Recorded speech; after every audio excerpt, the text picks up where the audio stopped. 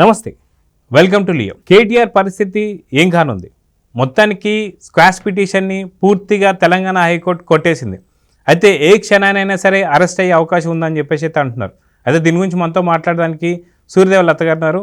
వారిని అడిగి తెలుసుకుందాం. మేడం నమస్తే. నమస్తే మేడం, కేటీఆర్ అండ్ కేసీఆర్ పూర్తిగా టీఆర్ఎస్ పార్టీని కాస్త బీఆర్ఎస్ పార్టీగా మార్చిన తర్వాత ఓన్లీ వాళ్ళ కుటుంబ ఫ్యామిలీకి సంబంధించినటువంటి పార్టీ మాత్రం అన్నట్టుగా కనిపిస్తుంది. వాళ్ళ కొడుకు కావచ్చు, కూతురు కావచ్చు, అల్లులు కావచ్చు, అల్లుల తర్వాత వాళ్ళకున్న బంధువర్గం కావచ్చు, వీళ్ళని మాత్రమే ప్రమోట్ చేస్తున్న సంగతి అయితే అందరూ కూడా మాట్లాడుకుంటున్న విషయం. అయితే ఇప్పుడు బీఆర్ఎస్ కాస్త కంప్లీట్గా పోయి కాంగ్రెస్ ఏదైతే హయాంలోకి వచ్చిన తర్వాత ఒక్కొక్క ఆగడాలు వీళ్ళకి సంబంధించి ఒక్కొక్కటి బయటపడుతూ వస్తున్నాయి.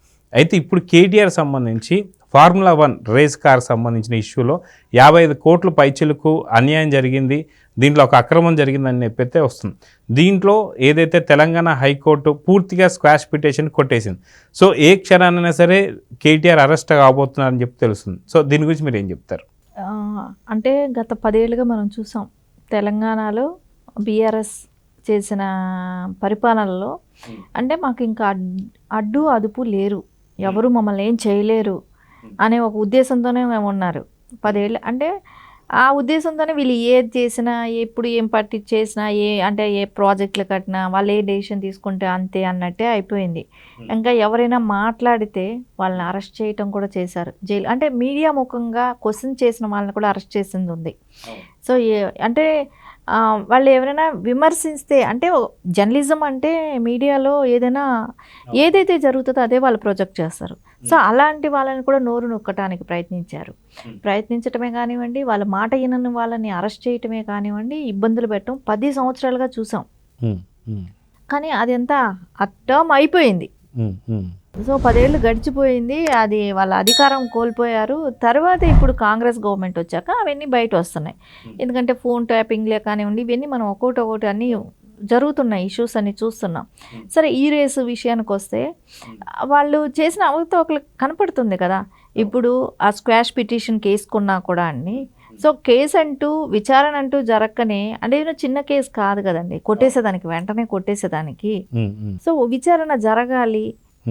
అంటే ఒక మాజీ మినిస్టర్ అని చెప్పేసి ఆయన మీద ఆ నింద వచ్చింది అని అన్నట్టు ఆయన కొట్టేసేయండి అని అంటే అయిపోతుందా? సో ఆ పక్క ఆధారాలు ఉంటాయి కదా. సో ఇప్పుడు కాంగ్రెస్ అయినా కూడా అండి, ఇప్పుడు ఒకటే మనం ఆలోచించాలి, ఏ ఆధారాలు లేకుండా అయితే చేయదు. సో ఆధారాలు, ఎవిడెన్స్లు పక్కాగా దొరికే ఉంటాయి. సో దొరికినప్పుడు సో అవన్నీ కోర్టులోనూ సబ్మిట్ చేసి ఉంటారు. సో అది సొంత డెసిషన్ తీసుకొని చేస్తే ఆ కేసు నిలబడదన్నప్పుడు అది ప్రజలంతా కూడా ఏమీ చేయలేకపోయారు, సో మీ దగ్గరే సరైన ఎవిడెన్స్ లేదు, అది సింపతి క్రియేషన్ వచ్చేస్తుంది ఆటోమేటిక్గా.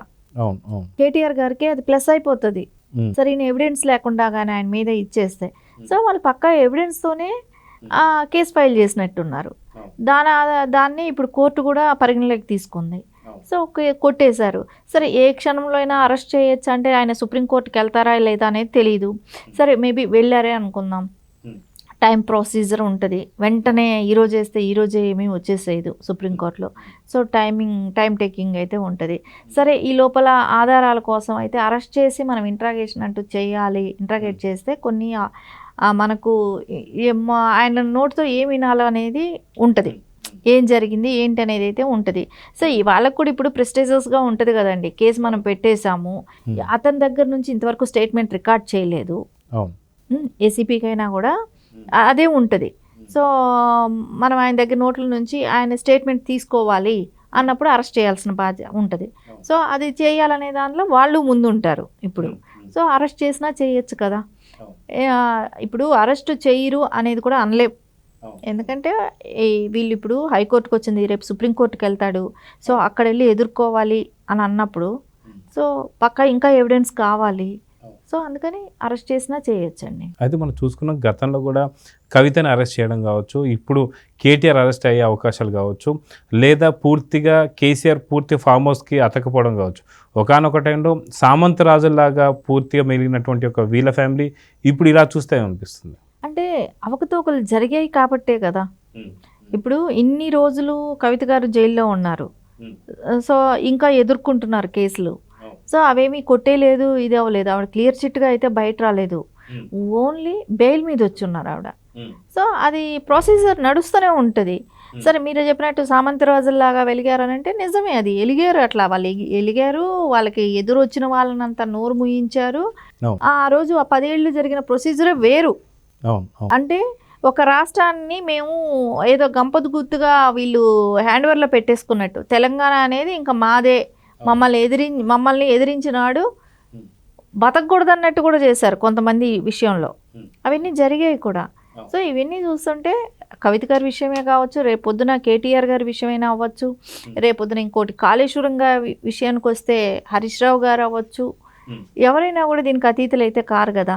అంటే గతంలో జరిగిన అవకతవకలైతే ఎవరైనా మినిస్టర్గా చేసినప్పుడు నాకు అవకాశం వచ్చేసింది కదా, నేను విర్రవీగితే సో దాని పర్యవసానం ఎలా ఉంటుంది, నెక్స్ట్ ఇంకో గవర్నమెంట్ వచ్చినప్పుడు వాళ్ళ తప్పులన్నీ ఎత్తి బయట వేస్తారు. సో రేపొద్దున అవన్నీ ఎదుర్కోవాల్సింది ఉంటుంది. ఎందుకంటే తప్పులు నేను బయట వేస్తానని చెప్తేనే ప్రజలు వాళ్ళకి అధికారం ఇచ్చారు. కాంగ్రెస్కి నేను ఇవన్నీ బయట లాగుతాను అని చెప్తూనే వచ్చారు రేవంత్ రెడ్డి గారు. అవన్నీ చెప్పినప్పుడు వాటిని నమ్మారు కదా ప్రజలు. సో ఆయన కూడా మాట తప్పకూడదు. సో గత 10 ఏళ్ళుగా మిగులు బడ్జెట్లో ఉన్న రాష్ట్రాన్ని ఈరోజు అప్పుల పాలైపోయి, అంటే డివైడ్ అయ్యేటప్పుడు మిగులు బడ్జెట్ రాష్ట్రం ఈరోజు ఇన్ని లక్షల కోట్ల అప్పుల భారంతో ఉంది అని అన్నప్పుడు, సో గతంలో 10 ఏళ్ళుగా ఏం జరిగింది అనేది చెప్పాల్సిన బాధ్యత కూడా రేవంత్ రెడ్డి గారి మీద ఉంటుంది కదా. అయితే గతంలో మనం చూసుకుంటే బీజేపీ కావచ్చు, అదేవిధంగా కాంగ్రెస్ కావచ్చు, ఇది పూర్తిగా టీఆర్ఎస్ కావచ్చు, బీఆర్ఎస్ కావచ్చు, తెలంగాణ ప్రజలకు సంబంధించిన పార్టీ అయితే కాదు, ఇది ఓన్లీ కేసీఆర్ ఫ్యామిలీ పార్టీ అని చెప్పేసి అయితే అంటున్నారు. సో ఇవన్నీ చూసిన తర్వాత కవిత ఏదైతే లిక్కర్ కేసులో కావచ్చు, ఇక్కడికి వచ్చేసరికి ఫార్ములా 1 కేసు ఏదైతే రేస్ ఉందో దానికి సంబంధించి అయితే మన కేటీఆర్ కావచ్చు, సో అదిగాక హరీష్ మీద కూడా కొన్ని ఆరోపణలు ఉన్నాయి, కేసీఆర్ గారి మీద కొన్ని ఆరోపణలు ఉన్నాయి, ఫామ్ హౌస్కి సంబంధించిన ఇష్యూస్ కావచ్చు. నిజంగా ఇది ఇప్పుడు చూస్తుంటే వీళ్ళ ఫ్యామిలీకి సంబంధించిన పార్టీలాగా అనిపిస్తుందా, లేదా ప్రజల కోసం, తెలంగాణ ప్రజల ఆకాంక్ష కోసం పెట్టిన పార్టీ అనిపిస్తాయి అంటే ఏం చెప్తారు? ఖచ్చితంగా ఇది తెలంగాణ ప్రజలందరూ కూడా గ్రహించారు. ఇది తెలంగాణ ప్రజల కోసం పెట్టిన పార్టీ కాదు అనేది వాళ్ళు గ్రహించబట్టే ఈరోజు ఈ ఓటమికి కారణమైంది. కేసీఆర్ గారు ఇప్పుడు కూడా ఫామ్ హౌస్ నుంచి బయటకు రాకపోవటానికి కూడా కారణం అదే. ఎందుకంటే ఆయన చెప్పింది టీఆర్ఎస్ అనే పార్టీ ఉన్నప్పుడు ప్రజలు నిజంగానే నమ్ముంటారు. ఎందుకంటే టీఆర్ఎస్ అంటే ప్రజల పార్టీ, తెలంగాణ ప్రజల కోసం పుట్టిన పార్టీ అని అనుకున్నారు. సో వాళ్ళు ఎప్పుడైతే బీఆర్ఎస్ అని పెట్టారో అంటే ఇది వీళ్ళు ఓన్లీ మనల్ని కోసం, మనల్ని మోసం చేయటం కోసం టీఆర్ఎస్ అని ఇన్ని రోజులు నడిపారు. ఇప్పుడు బీఆర్ఎస్ అని పెట్టుకుంటే వీళ్ళకి ఇప్పుడు భారతదేశం మొత్తం కావాల్సి వచ్చింది. అంటే ఆ రకంగా రెచ్చగొట్టి ఆంధ్ర వాళ్ళనే, అంటే ఇప్పుడు ఇక్కడ చాలామంది వచ్చి బతుకుతారు హైదరాబాద్ సిటీలో, అన్ని రాష్ట్రాల నుంచి, మహారాష్ట్ర కావచ్చు, కర్ణాటక, అన్ని చోట్ల నుంచి ఉన్నారు కూడా. ఉన్న వాళ్ళని అందరినీ పక్కకు పెట్టేసి ఓన్లీ ఆంధ్ర వాళ్ళ వరకే టార్గెట్ చేశారు. ఇక్కడ వాళ్ళ మీద ద్వేషం పెంచారు తెలంగాణ ప్రజల్లో. సో వాళ్ళు వెళ్ళిపోతే మీకు ఆస్తులు వచ్చేస్తాయి, వాళ్ళని తరిమేసేద్దాం ఇక్కడ నుంచి అన్నట్టు చేశాడు. కానీ ఎక్కడ నువ్వు చేసావు? వాళ్ళకే నువ్వు పోలవరం కానివ్వండి, ఇవన్నీ కాంట్రాక్ట్ వర్క్లన్నీ ఎవరికి ఇచ్చావు? అదే ఆంధ్ర వాళ్ళతో కుమ్మక్కయ్యావు. అదేని ప్రజలు చూడరు అనుకున్నారా? అంటే నీ అవసరానికి వచ్చినప్పుడు ఏదో బతుకటానికి వచ్చి, అంటే ఉమ్మడి రాష్ట్రంగా ఉండింది కాబట్టి అప్పుడు వచ్చి ప్రజలందరూ ఇక్కడ మన క్యాపిటల్ సిటీ కాబట్టి హైదరాబాద్ అనేది, సో అందరు ప్రజలు ఇక్కడ ఉండటానికి అవకాశం వచ్చింది, ఉన్నారు. అంతకుముందే కూడా ఉన్నారు, ఎప్పటి నుంచో కూడా ఉన్నారు. అలాంటిది విధ్వంసాలు ఒకటి రెచ్చగొట్టాడు. సో అది ప్రజలు గ్రహించారు. ఇది అన్నీ కూడా వాంటెడ్లీ వీళ్ళు నటించారు, మన మీద ప్రేమ కాదు, వాళ్ళ కుటుంబం బాగు కోసం నటించాడు అనేది ఒకటి అర్థం చేసుకున్నారు. దీనిలో పదవులు వచ్చింది ఎవరికి? ఇంటిల్లిపాది మంత్రులే, ఇంటిల్లిపాది మినిస్టర్లే. సో వాళ్ళకే వచ్చింది. సో అక్కడ కూడా అప్పుడు కూడా మీడియా పాయింట్కి వచ్చేటప్పటికి ఎవరైనా ఇంకొకళ్ళు హైలైట్ అవుతారా ఆ పార్టీలో అనుకున్నప్పుడు ఎవరూ లేరు. ఈటల గారు లాంటి వాళ్ళని కూడా కానివ్వండి, తుమ్మల గారు లాంటి వాళ్ళనే కానివ్వండి, ఇలాంటి వాళ్ళే సీనియర్ పొలిటీషియన్లు అయిన వాళ్ళని కూడా, సో వాళ్ళు కూడా గొంతు నొక్కటం మొదలుపెట్టారు. సో అందుకే వాళ్ళు అక్కడ కూడా ఏమలేకపోయారు, వేరే పార్టీకి వచ్చేసేయటం కూడా జరిగింది. ఇక్కడ ఏం జరిగిందంటే మాది తెలంగాణ అంటే గంపగుత్తుగా మాదే, ఇంకెవ్వరూ దీనిలో నోరెత్తడానికి లేదు, ఈ పార్టీ గురించి ఇక్కడ మాట్లాడటానికి లేదనే ఒక విధంలో వెళ్ళారు. సో అదంతా ఏమైందంటే ప్రజలు బాగా గుర్తించారు. అంటే ఓటు అనేది వచ్చినప్పుడు చెప్దాం అనుకున్నారు, అవకాశం వచ్చింది వాళ్ళ చేతిలోకి, అది రిజల్ట్ మనకు కనపడింది కూడా. సో ఏ క్షణానైనా సరే కేటీఆర్ అరెస్ట్ అయ్యే అవకాశాలు ఉన్నాయంటారా? ఇప్పుడైతే మనకు ఖచ్చితంగా అదే ఒక కనపడుతూనే ఉంది. అరెస్టు చెయ్యకపోతే వాళ్ళ దగ్గర కరెక్ట్ ఎవిడెన్స్ చూపెట్టకపోతే రేపు పొద్దున సుప్రీంకోర్టుకి వీళ్ళు వెళ్ళినారంటే కేసు ఆ ఆధారాలు సరిగా చూపెట్టలేనప్పుడు కేసు అనేది పోతుంది.